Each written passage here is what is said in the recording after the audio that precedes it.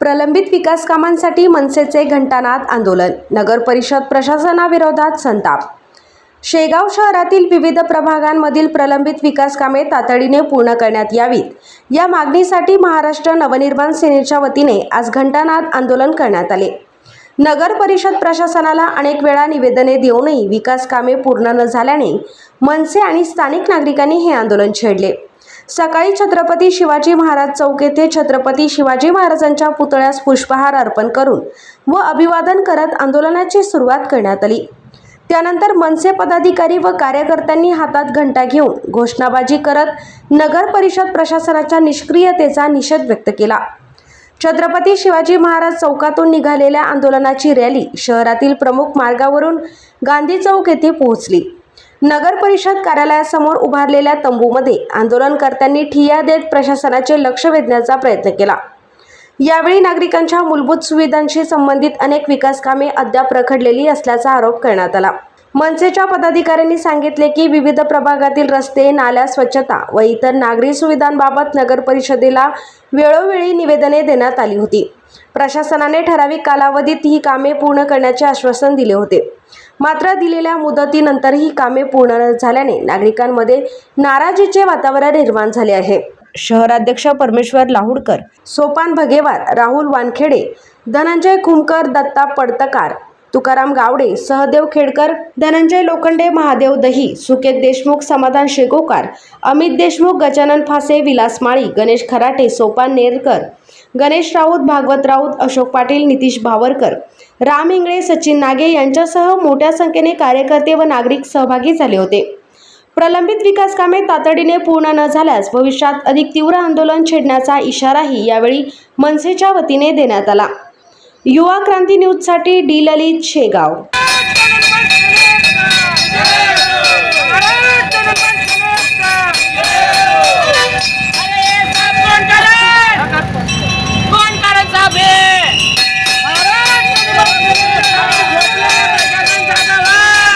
जय महाराष्ट्र। आज या ठिकाणी आम्ही हे आंदोलन उभारलेलं आहे। या आंदोलनासाठी आम्ही एक स्मरणपत्र 2 दिवसाआधी या नगर परिषद शेगावला दिलेलं होतं। आता या नगर परिषद हे जे प्रशासन आहे हे अक्षरशः झोपलेलं आहे आणि या झोपलेल्या प्रशासनाला जागा करण्यासाठी आम्ही आज इथे घंटा आंदोलन उभारलेलं आहे। का बरं झोपलेलं आहे? कारण की यांना निवेदन देऊनही फरक पडत नाही, यांना तोंडी सांगून फरक पडत नाही, यांचा पाठपुरावा घेऊन फरक पडत नाही। मग हे कर्मचारी करतात तरी काय हा प्रश्न अक्षरशः आता या जनसामान्य माणसाला, या शेगाव नगरात, या संत नगरीतल्या जनसामान्य माणसाला झालेला आहे। आता मुद्दा असा आहे की बाबा हे घंटा आंदोलन आम्ही का छेडलं, तर महत्वाचे मुद्दे असे आहेत की प्रभाग क्रमांक 15 तिथे भोईपुरा, धनगरपुरा, काही दिवसापूर्वी आम्ही 9 जून 2026 माझ्याकडे उसी आहे, 9 जून 2026 ला आम्ही त्यांना सांगितलं होतं की बंद नाल्यांची तात्काळ साफसफाई करा व रस्त्यांचे काम त्वरित सुरू करा।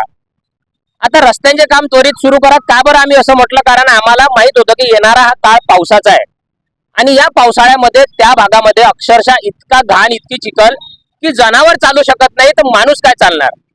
मग जर का अशी सुविधा जर आपल्याला या स्वतंत्र देशात भेटत असेल तर मग जगण्याचा काय फायदा? मग याच्यासाठीच आम्ही या प्रशासनाकडे गेलो आणि त्यांना म्हटलं की हे कामं पावसाळा लागायच्या आधी त्वरित सुरू करा। 9 जूनला दिलेलं पत्र, आता आज 18 जून, 9 दिवसात त्यांनी काही कुठली कारवाई केली नाही। त्याच्या आधी आम्ही प्रभाग क्रमांक 15, आता 1 एप्रिल म्हणजे इथून 2 महिन्याच्या आधीची गोष्ट, 2 महिन्याआधी आम्ही 1 एप्रिलला आम्ही प्रभाग 15च दिलं होतं। तेव्हाही हाच विषय मांडला होता की बाबा रस्ता खूप खराब आहे, होत असेल तर डांबरीकरण करा, नाही तर त्याची दुरुस्ती तरी करा। या नगर परिषदच्या सीओ मॅडमनी स्वतः शब्दात आम्हाला हमी दिली होती की डांबरीकरण हो न हो सध्या तरी नाही, पण तुम्हाला मुरुम मी लवकरात लवकर एका हप्त्यात टाकून देईल। 1 एप्रिल भोईपुऱ्यातले कार्यकर्ते माझ्यासोबत आहे, अजूनही साधा एक ट्रॉलीचा किंवा एक गड्डा तरी मुरुम बुजवायला त्यांनी टाकलेला नाही।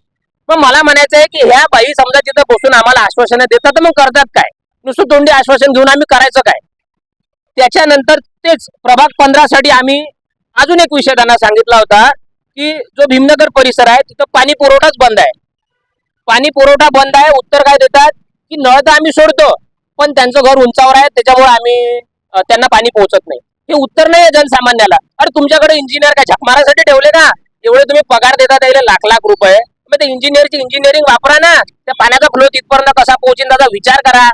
बरं, किती दिवसापासून तुम्ही बघत असाल, तुम्ही कोणत्याही नागरिकाला विचारा, या उन्हाळ्यात जेवढा पाण्याची समस्या शेगाव नगरीला गेली ना, एवढी कधीच गेली नाही. दर तिसऱ्या दिवशी याची पाईपलाईन फुटते, दर तिसऱ्या दिवशी चेंबरचं काम करताना पाईपलाईन फुटली, नाली साफ करताना पाईपलाईन फुटली. आजचा मेसेज आहे, आज पूर्ण शेगाव नगरीचा पाणी पुरवठा बंद राहणार आहे. का बरं?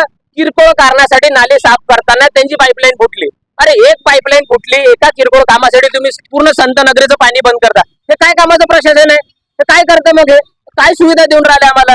बर, त्याच्यानंतर हे प्रभाग 15 चे विषय झाले.